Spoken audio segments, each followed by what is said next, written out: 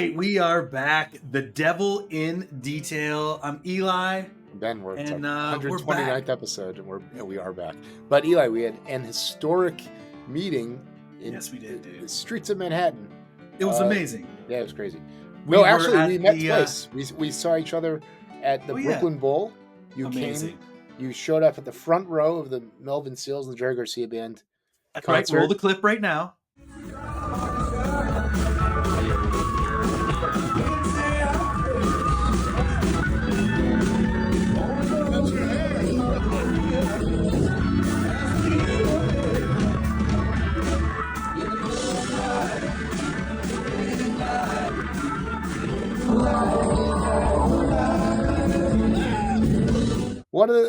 There it was, dude. One of the happiest moments of my life. You were so happy in that moment. and I'm like, if I think about like the Jerry Garcia Band song that like I love, it would be Midnight Moonlight. Like I love that song, and that was the song playing when I came in, and I was so late, and it was pouring rain. I rode the train, and I walked, and I was freezing, and I finally got in. The guy was like, "Oh, dude, we're closed. We're not selling any more tickets." I was like, "Come on! I just like came all this way from Chelsea. I got to get in." Like, and he's just like, "Get in there!" Like, right. It was so cool. Got in for free, and it was amazing. Very, very cool. And then we had a dinner with Tony Wolf and your wonderful cousin and cartoonist in New York City, artist, actor of note, Mike Turney.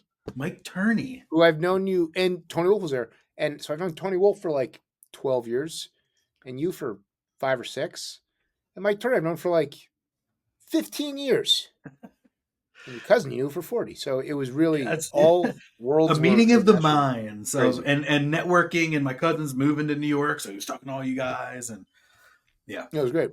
So wait, cool. So what did you do? I have a story I want to tell. What did you do? Well, I went there for my cousin's bar mitzvah, and so I was hanging out in Jersey. Like we hung out. I went to that part, the bar mitzvah, and then came back and just. I love New York. It was a lot of fun hanging out there, and amazing to see you. It's always electric in the city. And then just to close out my half before, not to bring it down, but to bring it up, because we have this amazing book, Cosmic Lion Productions. We're raising some money for the Comic Book Legal Defense Fund, and we made this amazing zine to honor our man Bernie Moreau, cover by Christian J. Mizimo, featuring remembrances from Mike Allred, from your man Matt Wagner, our guy. We have 10 new pages in the softback version that's available now. What? We have a brand new pinup by. What's new in the softback? Well, I talked to Chad in Amsterdam. I don't know if you knew that Bernie did a story for Chad in Amsterdam. Oh, you told me about that. Yes. So we have the Chad in Amsterdam story now, and we have a new pinup, and we have some more correspondence from Fred Warner. So we have it's probably more like 14 new pages. So. Yeah, well, it really showcased Fred's, not only your commitment to Bernie, but Fred's commitment to Bernie and his art and collecting it and those triptychs. And there's just like so much stuff to see in those paintings. Thanks, man. And you did an amazing pin-up. I want to show it off a little bit. I appreciate that. Yeah, you did a beautiful one, man. So go to CosmicLionProductions.com and grab that right now. All proceeds are going to the Comic Book Legal Defense Fund. So Ben, you were there with family. Oh yeah, it was Thanksgiving. We're all very thankful. So you were already thankful. We're in New Jersey, and it's very sad that my wife's uncle and then cousin died a few years ago within a span of less than a year or something to that effect. So it's very sad. So we went out there to all be together with them and to do that. And I show up. We got there at like 10 a.m. We brought the kids, and the boxes of comics were just like waiting for already out. They were like New York, and I just went through them. So this look at this 1943 Max Gaines. I had this as a boy or whatever. I would see it a lot, and I was literally Googling it recently. These early Mads. Oh my God! I got the 24 to. Tell me about that one again. You just showed the monkey, painted the cover. This is the monkey that painted the cover. Amazing. And then there's it's what a genius these guys. I love that Schlockmeisters. I got but so I'm going through all this, and I got Ramona Fred and Super Friends and Howard Chick and Star Wars, good stuff. And then Jonathan's like, "You want to see the Playboys?" I'm like, Jesus Christ, yes. So let me give you a little context on my relationship with Playboy magazine, which is that I had one Playboy magazine when I was a boy, and my mother threw it away.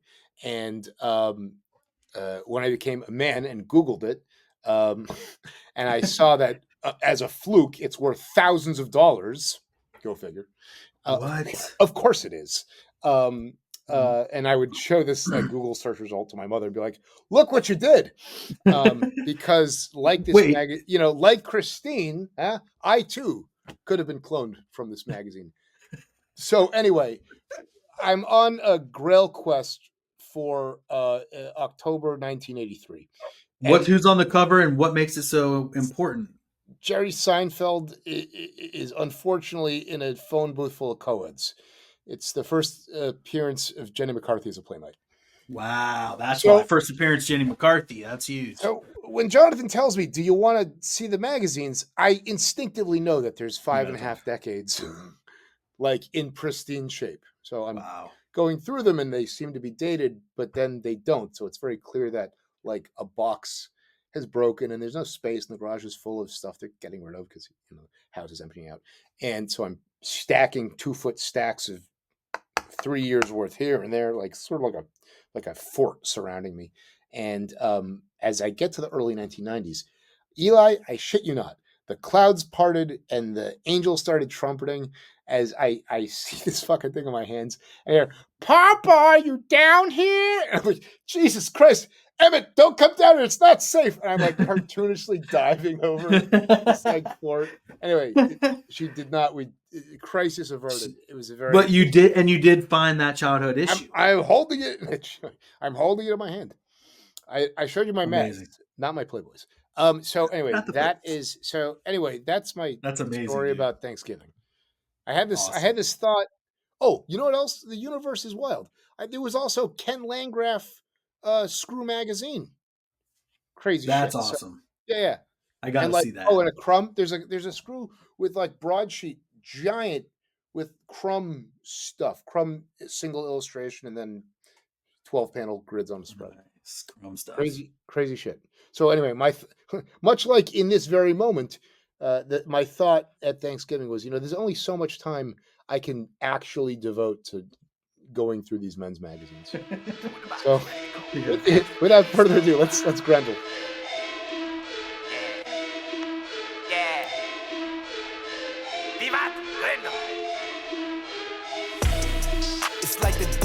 My best friend on the rows with the pen to the fork end or till time end like Orion, Jupiter, my kin, bloodline private.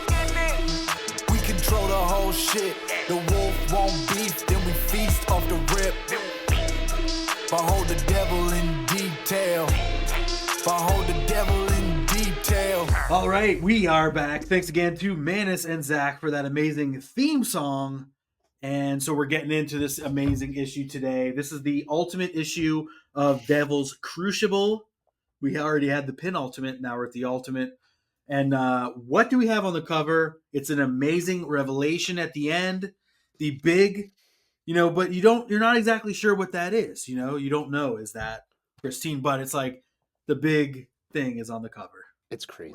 It was solicited. When I saw it solicited, I went fucking crazy. Yeah. And all I wanted to do was like get in the Grendel group and go wild. But it's like it's such a giant it would like spoil the experience of like being like, holy shit. I know, yeah. It's a big also one. Wishfully thinking. I've now reversed my thinking on this. I'm very, very happy with this. I was like, oh my God, it's Hunter. It's totally Hunter. And it's like, well, there's a tit there. It's like it was the one time in my life I wasn't looking the one corner I missed. Yeah. So anyway, I want to talk about my favorite thing on the cover, which is the color holds on the back of the tank and the bubbles inside of it. Because I'm sort of looking, I guess they're different hues, but I'm sort of looking for a vertical point where the color of a horizontal point, both, where the color of the color hold and the color of the background gradient like match up where it become the same, where it becomes the same. That I feel like good, though. look at the one over Christine's right wrist. Mm-hmm. Those ones. That looks like the spot. Oh, that one does. Yeah. Anyway, I like that. This is a very good cover. Very very bold spoiler reveal. and there's the vampire stuff in this issue is so unbelievably shocking and Clive Barker sensual and funny and very matte that the total spoiler here works completely because this is nothing compared to how like terrifying the vampires are. Yeah, this is pretty amazing. I think that the recap, which is really similar, I think that what it's saying is that the story has been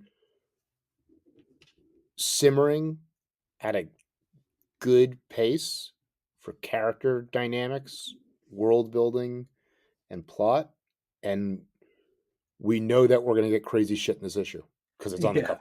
Yeah. Well, everything has, exactly. And everything's been coming to this one thing, which is they need to get back and they need to find out like what's left of the Grendelization. And here they go. And he's surrounded by these amazing guys we called out last week, all the different Grendel character design that we love so much. And like, Perry's just like, no, listen, I've got it. I'm vouching for this guy. Yeah. And, again, like you said, Brennan, he's got it right here. We're following his lead. Yeah, the symmetry on this one is on the layout here is really interesting. Brennan also shouted out the Ralph Bakshi Spider-Man meme where they're all pointing at each other. Yeah, that's true. Yeah, seen here on the screen. All right. Yeah, it's so good. So that he vouches for him, and again, the last 4 panel, the last like 4 shot down here at the bottom. Love these characters, dude. We love them. Yeah, we love them. All right. Yeah, like you said, Brennan is controlling. Brennan from scene to scene, Brennan is doing a lot to like control the pacing. It feels like the tonal pacing, if that makes sense. All right, so here's a nice spread. I like seeing it on the spread digitally. That's cool. I also really like the 3-panel vertical stack. You love the stack. Yeah, and so we're introduced fully to his wife. Short stuff, right? You can call me baby legs. Short legs, baby legs. Yeah, she was the ending. The ending of last week. Yeah. Exactly. So here she is, and I guess she loves her husband, man. I'll tell you. We're supposed to see her power here. We cannot underestimate her. She's clearly running this whole thing, and she sort of commands him to give her this like sweet sensual public performance. yeah, exactly. Like twirl around for me, babe. Let me see. Crazy. Yeah, it's like she's in power, so she can she do what she wants. Shout out to our dude Rick Lopez. This is what he looks like when he takes his hair out. All right. Yep, so they can't let him. It's very convenient that the only place that he can spend the next 6 hours while they figure out what the protocol is where he needs to go anyway. All right, great. Yeah, it's nice. So she's like, you can hang out with here, just don't like mess with anything that's in the middle. And it immediately also too a tone shift from Brennan. Now we're in like the like inside workings. We're in a lab. We got lights, we got colors, and we have like a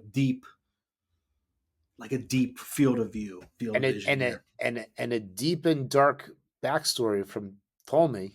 Yes, where we learn about you give it away now. Oh yeah, because she's like, I gotta be back. I gotta treat this wound, and then she comes back and she's like, as good as new. I'm got more gold rings on me, and he's like, is that because? And she's like, oh yes, that's because.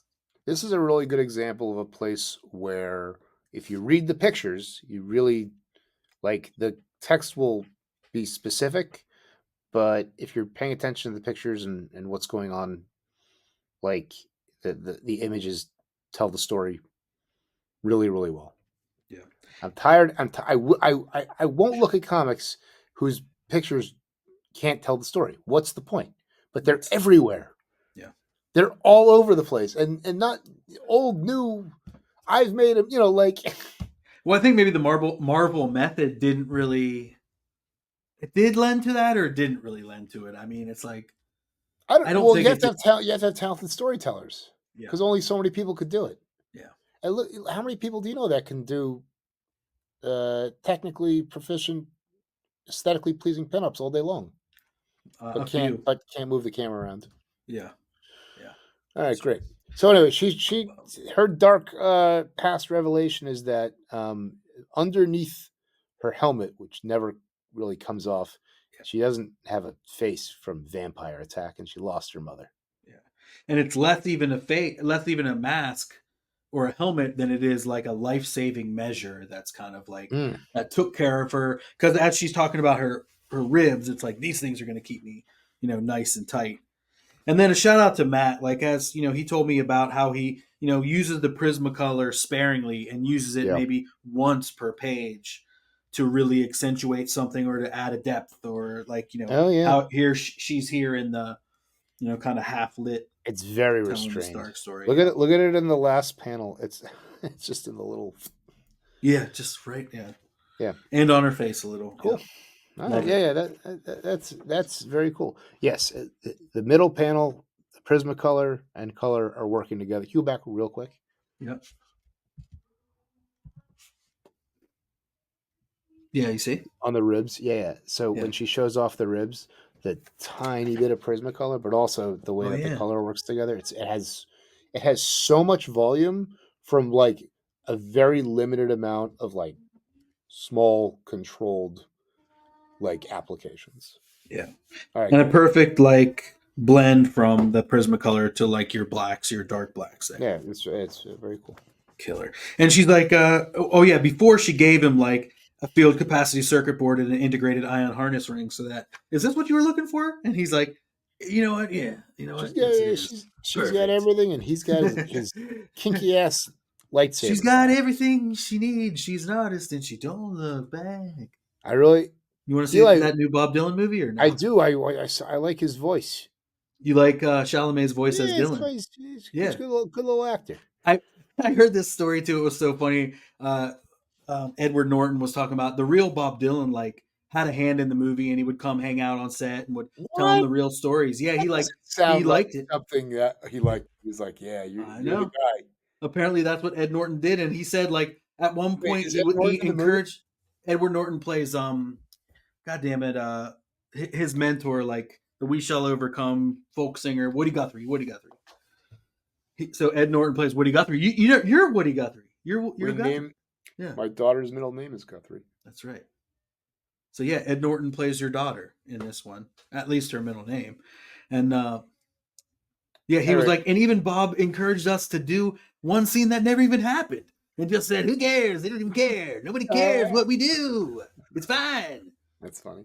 And then Ed Norton, just to finish the story, he said that Bob Dylan is a scoundrel. He's just a little scoundrel running around. Anyway, so here Prime was like, yes, I would love that field capacity circuit board and an ion integrated harness. And he's got his favorite toy bag. Yeah. It looks great. I really like how this panel's sick. I really like how Matt's focus, like the beam seems like really narrow, and the design is like simple, and I don't know. I just feel like this is one of the kinkiest panels in the fucking book. Coming up, I love it, man. Speaking of, okay. On the next page. Can I say one thing about this? You can. She tells him about the ordeal. He basically gives her is it like friendship and support or a benediction? You are a great Grendel. Like the things that you've overcome, like Orion would like you. And she's like, oh yeah, man, lay it on me. Oh man. Yeah, so it's really cool, just the setup, and I like the interplay between these two characters for sure. And then we flash over to the cathedral. And we get some other terms in here, but first, glorious setup with the beads again. We love those color holds, and we talk to them, and they would say, Matt, draws that fully in black. It's not a post-production thing. Look how much depth is in the first panel from the silhouette and then looking up from the rubble. Yeah, and the light, the light makes it pop so hard. Yeah. My favorite detail here is his insect carapace, his fucking abs. Yeah, the way it like crinkles and like catches the light is very. You can definitely see like these vampires have reached their like neon, Joel Schumacher era. Yeah. And they're loving it. It's like it's like Hellraiser meets I don't know what. Yes. Hellraiser Rocky Horror.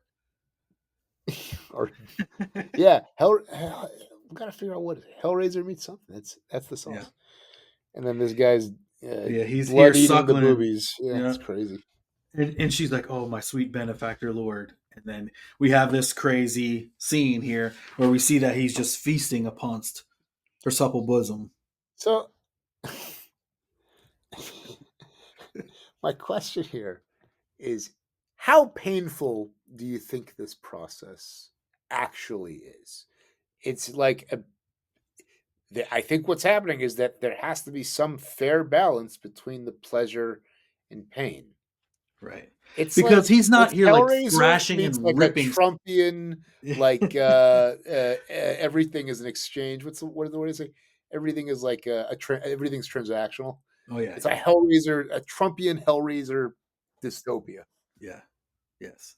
I mean, I don't think that he's like in here tearing away at her breasts every time. Like you can see there's like two holes, right? So he kind of just like sinks in and sucks. He's not so.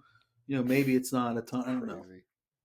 Wow. I like the electro floating tech manacles with with the beam of energy between them. That's what keeps it. That's how you know it's floating.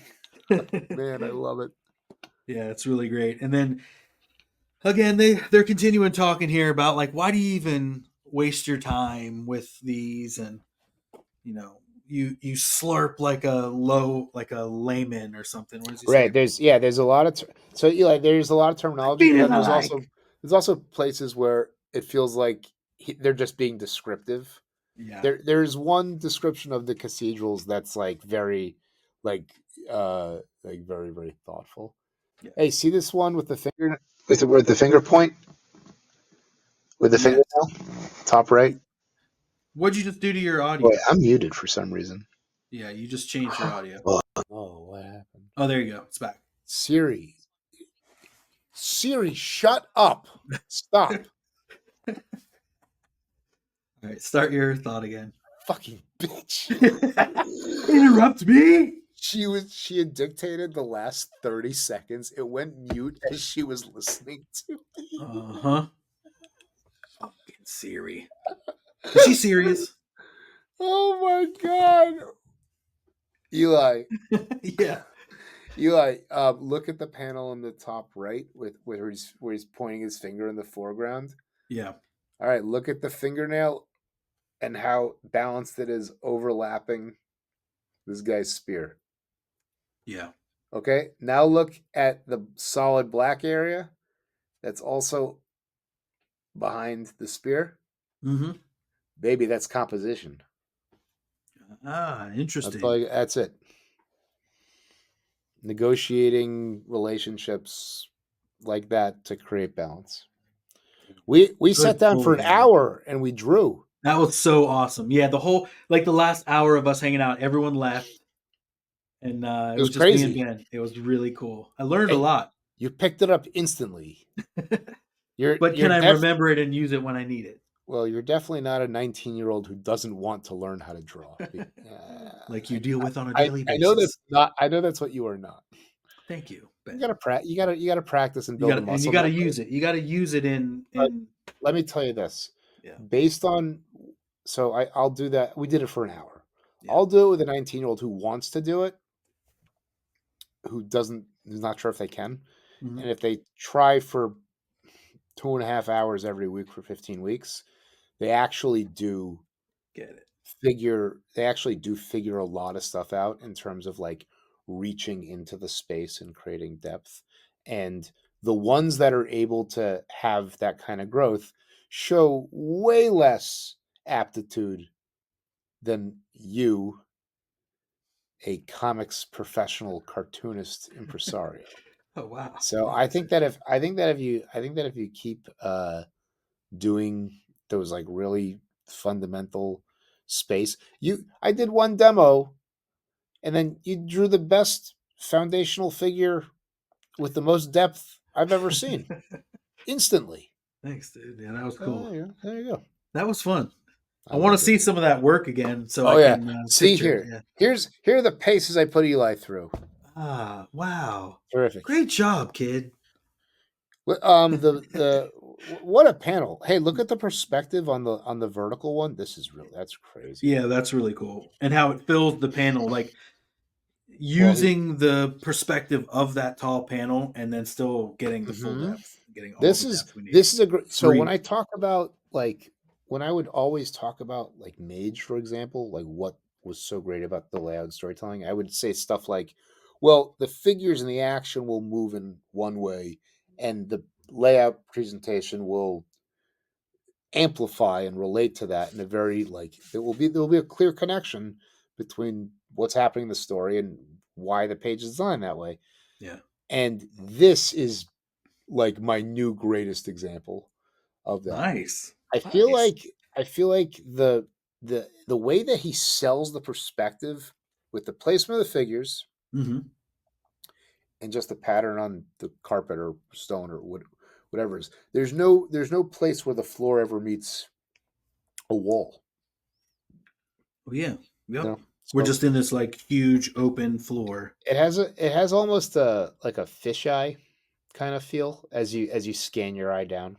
Like you can sort of feel it like spreads. As the perspective thing, yeah, it is crazy. Because we have 3 figures for our eyes to catch to, so we're getting like a gradient. We're getting like a gradual guide. Well, actually, no, check it out. There's a that's the it's hard to see where the page spread is. I was confused. Oh yeah, okay. You see what I'm saying? This is great. This is low. And then the next panel on the stack does this comics convention that I'm very fond of, where occasionally the lower panel border will be the floor. I love that too. Yeah. I love how they're like their shreds, whatever they call them. Their dresses are like kind of flowing out into the.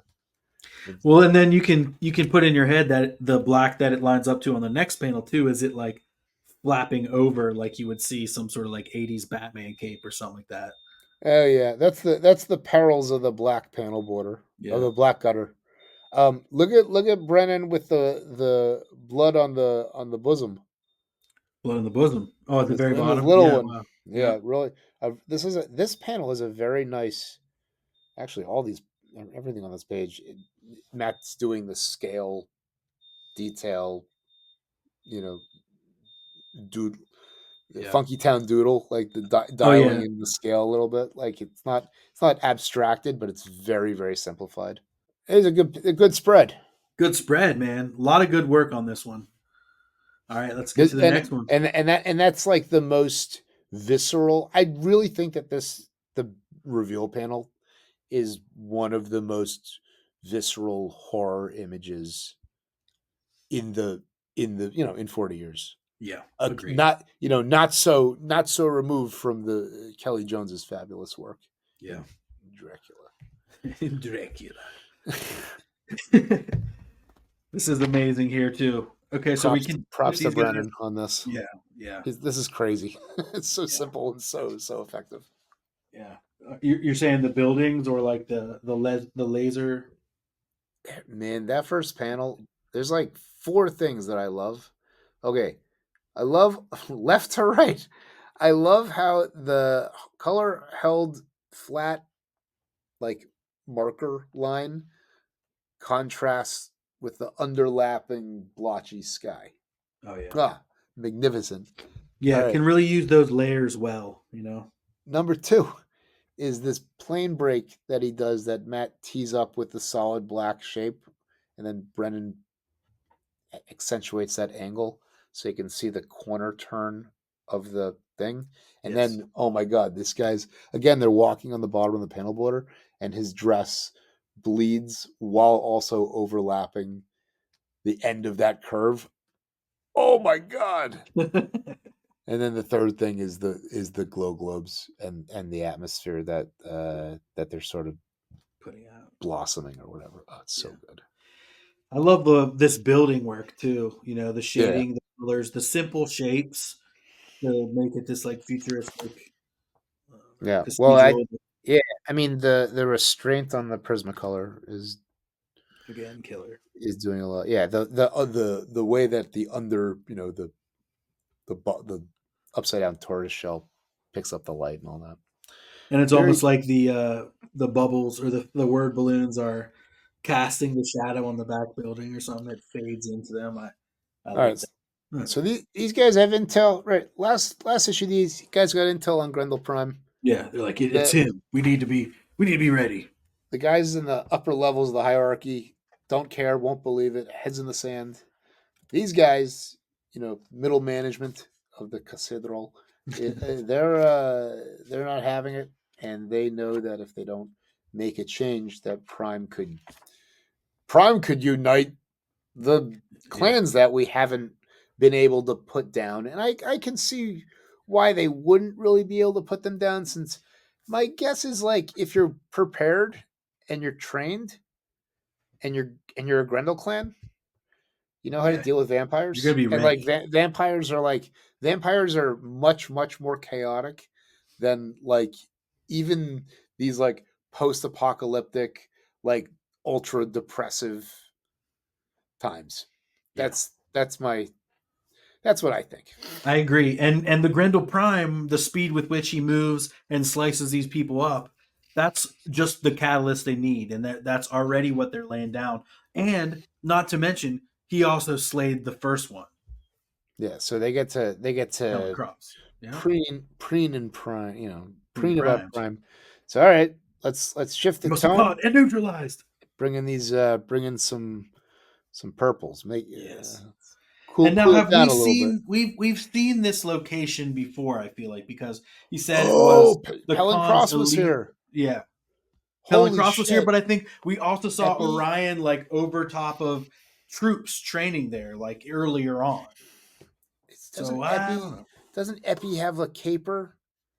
Does Epi have a caper? I think it's Epi does something in this set.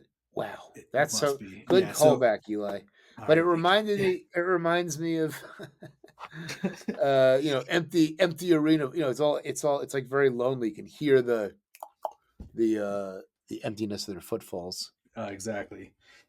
And so he's just like, I like when it calls out like Harry is long-winded as usual. So he's here extolling the virtues of this Grendel that they're so fortunate and that's crossed paths with.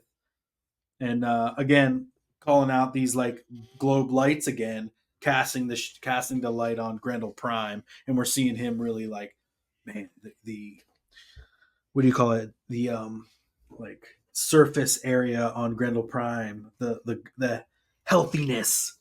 It's perfect. Like the He's very solid, yeah.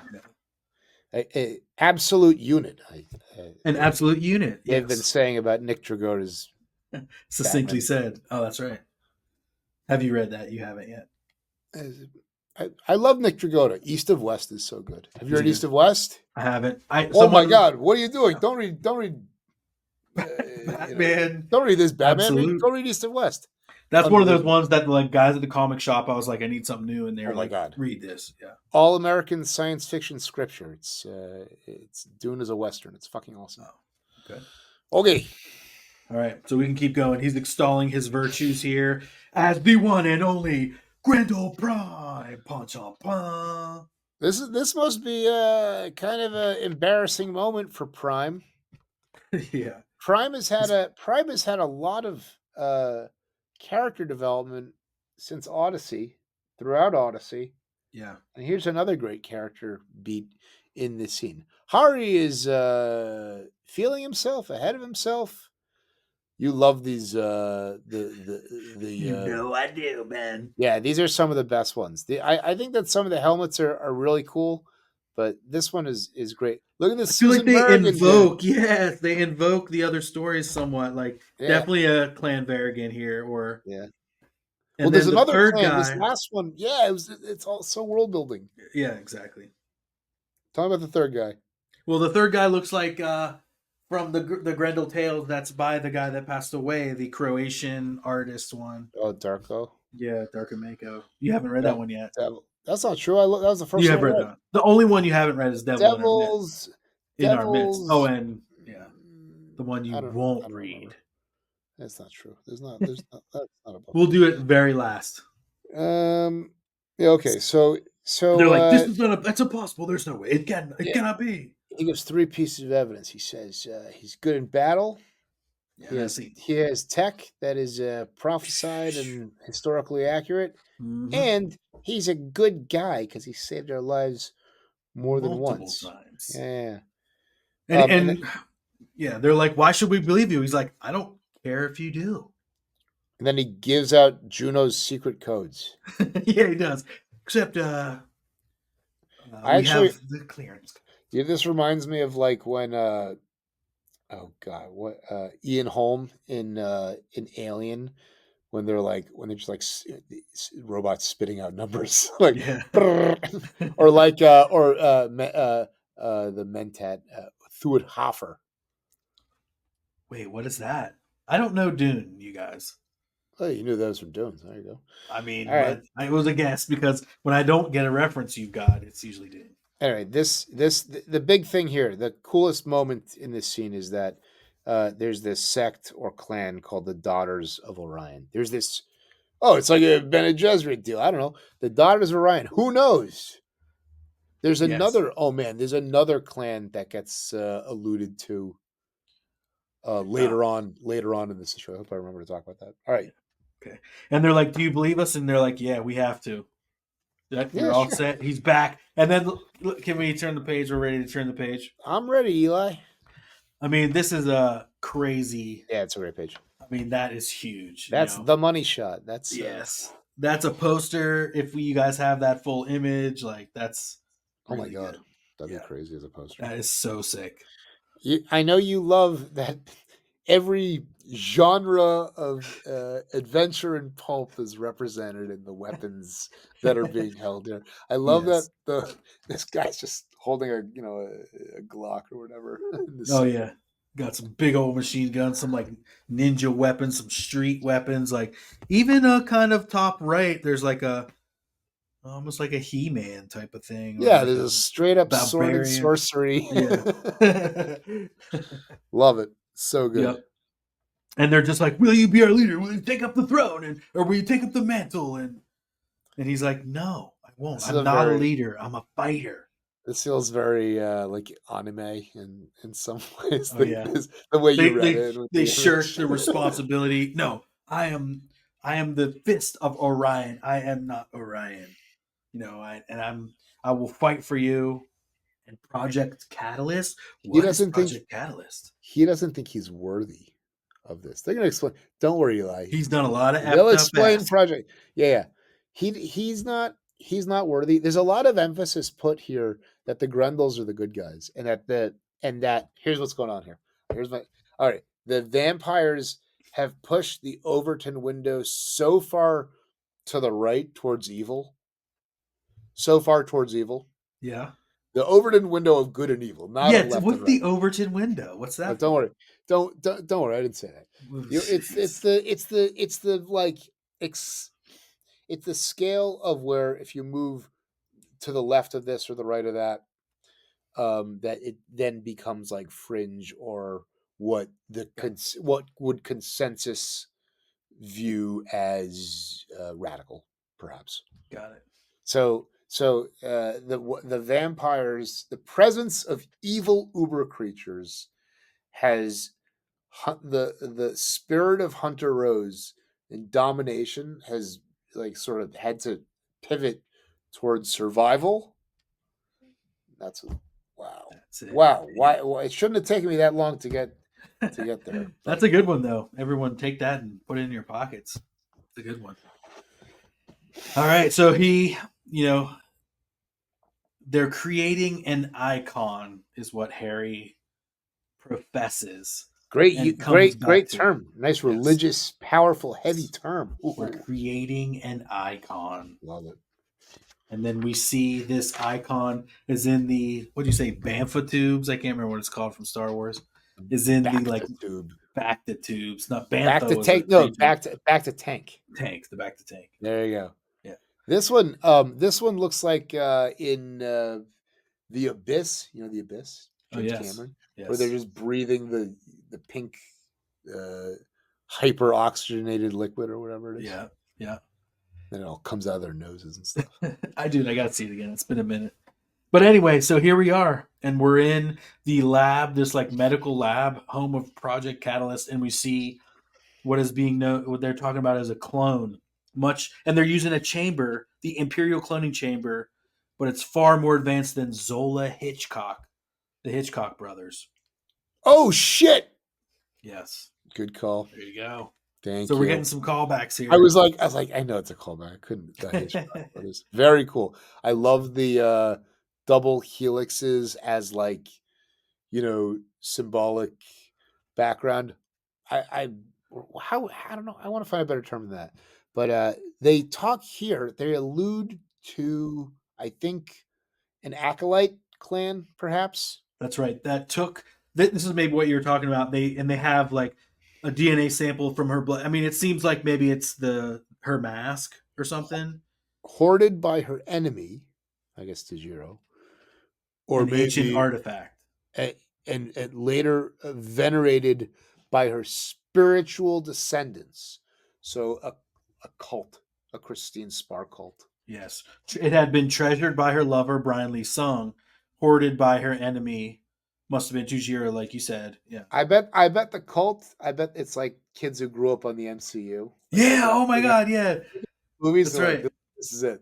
Yeah, you're absolutely right. The Church of Grendel, like the Church of Batman in that Terry Gilliam. Yeah. Oh my God. Good call, Ben. It's what's in his duffel bag? All the shit that he took from the lab? No, that's just his like go bag. It's got all his gear and stuff. This is. Did he have that? I don't think I think it must be from them. Yeah.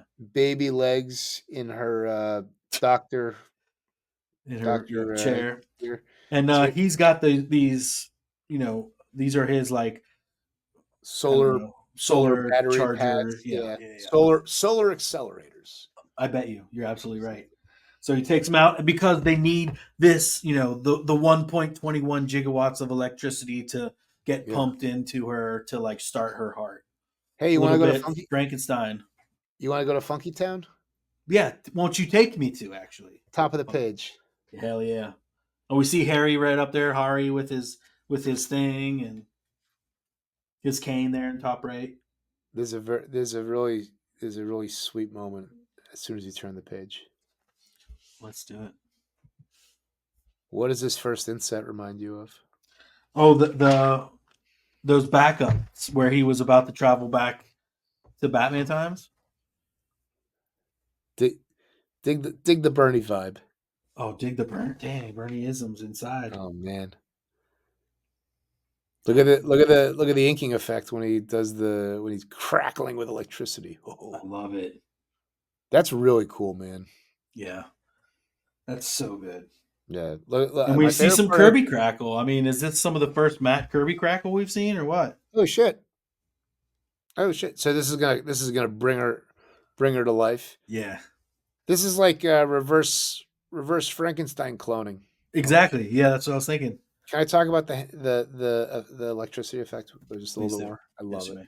All right, so the second inset is this silhouette of his hands and the energy receptors, and then I love the contrast, the pure contrast of the silhouette and this like white, blue light glowing energy. But exactly where your cursor is, that's my favorite part.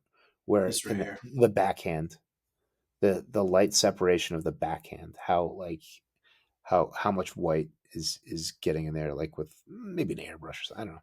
Yeah. Not an airbrush. He has an airbrush. Anyway, very, very nice. I love how they just use this like white to break up these colors too to make it seem so electric, and then there's like an outline of something like a super light blue. Yeah. So knockouts are knockouts. these Knocked out knockouts by are knockouts. Yeah. Yeah, Kirby Crackle. And they were like, all right, get her out of there. Yeah. I mean, that's some good Kirby Crackle. Yeah. And then she's like, get her out of there. And the tube comes up with all the goop, and she. I wish there was more goo on the floor. You can't catch all the goo, you know. It is in the last panel. So she's freaking out. Yeah, dazed and unsteady as a newborn foal. You know, that's really descriptive. You can see like those Bambi legs kind of thing, like shaking. Now they said, we want you, Prime. Not only are you going to bring her to life. Yeah.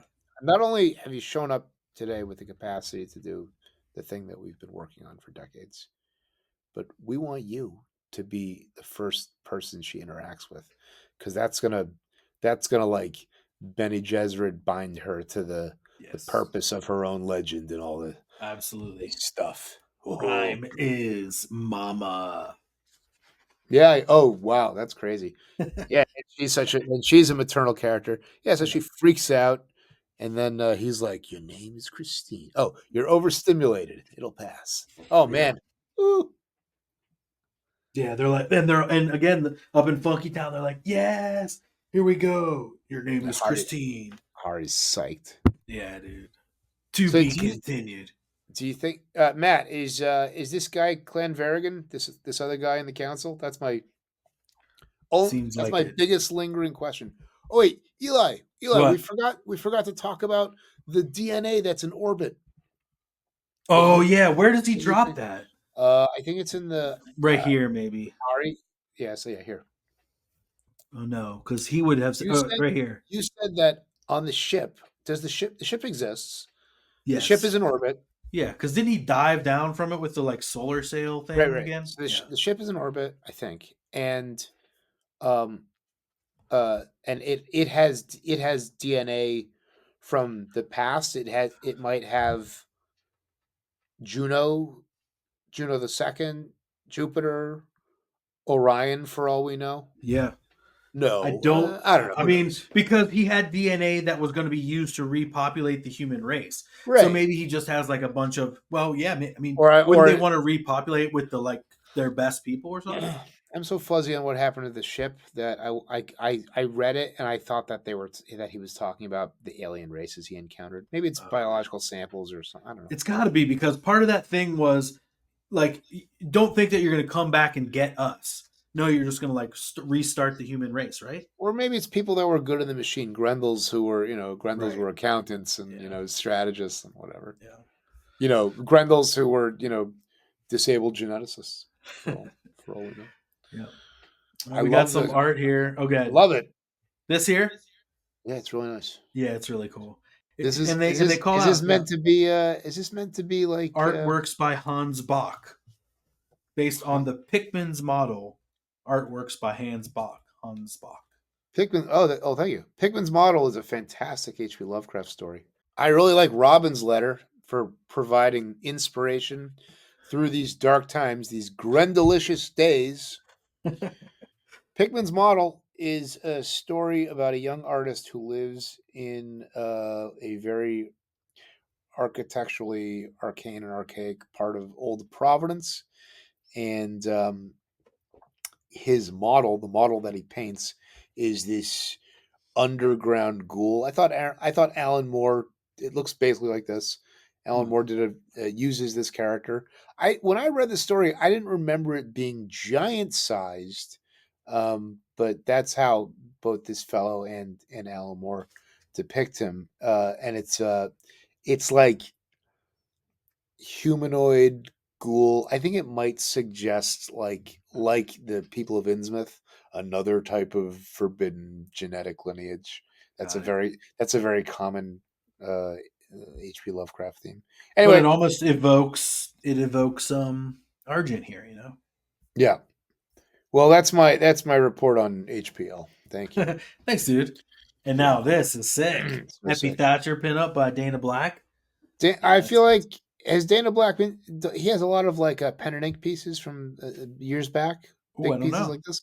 I feel like I've seen him do Christine and Hunter and like really like this, like very well like urban settings realized. Nice like sense of space and depth and camera work. Yeah. Nice work. Ooh. Yeah, it's amazing. It's so good. And then we got I think this is my friend Chris Williams, our boy Chris Williams, if you know him. Oh, I don't. Yeah. Oh, wait, in the bottom. Yeah, this one here. This looks familiar. Well, yes, he looks like Raymar. Oh yeah. Hunter and Rose. then I thought the guy on top had kind of a Dave Brower's kind of like scratchy, imagey kind of thing. Yeah, who's this? Joaquin Porcar Diaz. The more you, it looks like ink wash though, or maybe it's digital. Is there some screen tone in there? It's it might be digital. This kind of looks digital. There's a lot of interesting textures coming together. I really like the heads on spikes. Yeah. Wait, Eli, look at the way his karate suit belt. Yeah. Look at the solid black, organic, smoky lines. Yeah. Overlapping the 30% gray diagonal straights. Oh yeah. That's composition, baby. Yeah, that's really good. Yeah, this guy's good. Chris Williams, Plastic Flame is his thing on Instagram, I believe. Plastic Flame. Flame. Follow that up. Turn the page for one of the best pieces of art so far that I can remember. This is great. They're all good. Really nice. Look at the stitching on the eyes. BLS gets his due. Yeah, that's amazing. Robert Emont Mansberger Jr. That's beautiful. You've never seen this guy? I haven't heard of him. No. Have you seen that online? Everyone every single one of these artists, great job. Great job. Yeah. I gotta say, I would love to send some artwork. You should do it, man. It's on my list.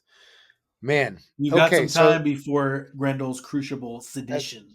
That's true. They said it's. I feel like it's going to be 8 or 9 months, 8, 9, 10 months from now that we see it. I think it's like going to be an annual, perhaps happening around the same time each year. Has I haven't seen a solicit for the hardcover of this yet. I think it's out. I think it is out. Yeah. All right. Well, yeah, Devil's Crucible. It's available on Amazon right now, and yeah, it delivers. Oh, March 4th. March 4th. Okay. Is the release day. So that sounds good. Yeah. And that's okay. And I guess that's the next yeah. release. That's gonna be sick. Yeah. So then for us, Ben, we're gonna go. Let's see. We're gonna go into our reread back into Grendel Tales as we've talked.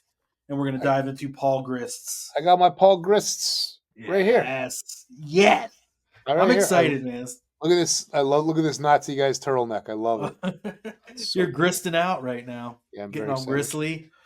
And hopefully we're going to talk to Matt a little bit about Devil in Our Midst. We'd love to talk to Paul Grist. He's out there making books. So if anyone knows him, hip him to what we're doing. I'm going to try to write him an email. Let's see if we can't grist out. And honestly, we forgot to get Teddy on here last time. Oh man! After we finished Four Devils One Hell. You know what my vision is, what? Eli? I loved when we had JKS Bird's Eye View. Mm-hmm. I would love. What I really think we should find a way to do in our podcast partnership is to get more Bird's Eye View with cartoonists. Where they talk about do a chalk talk where they talk about breaking down different cartooning problems or different storytelling problems or stuff like that. That's what it would be cool if then they do a piece and we could auction it off because I can't buy a commission every time. Hey, listen, guys. We'll do more podcasting of all different kinds. A lot of people do mention that they really like that. In fact, Anton William Blake said he watched it and took numerous ideas from that for his work on Zethia Space Witch #2. Now, Cosmic Light. Why don't we get Anton William Blake in a Bird's Eye View interview and have him talk about it? You want to see some wizardry? Jesus Christ! Yes. Yeah, every drawing by him has a new innovation. I agree. It's crazy. I agree. Did you see the one where he did a window pane overlay to diffuse through the glass, to diffuse the image through the glass? He put up he taped tracing paper over ink lines. Wow. It was so cool. He's good. I mean, he'll like lay down a map and he's pasted up panels on top of a map and done all types of stuff like that. He builds characters, takes photos, and puts them in. He's a magician. Yeah, we're gushing about Anton. Check him out. That's the reason he builds photographs and then composites. There's a character that he used for Zethia Space Witch where he built a full character, took photos of it, and then put it into his pages. I hope that you're playing Anton's pages in this moment. They're too good. All right, I will. And check out Zethia Space Witch on CosmicLionProductions.com. I didn't even mean for that to be a thing, but it's happening. We'll always plug it. Yes. All right, so we're doing that, and that's what's up for The Devil in Detail. Anything else for this week, Ben? I covered a lot of ground. We covered a lot tonight. That was a good book. We're back to our full hour. We were at like 30 minutes there for a minute. We dug this final issue, and we're going to get big into the Paul Grist stuff next time. Until then, keep on Grendelin. Vivat Grendel. Keep on Grendelin. I keep forgetting. Good day. That was a good episode. That was fun.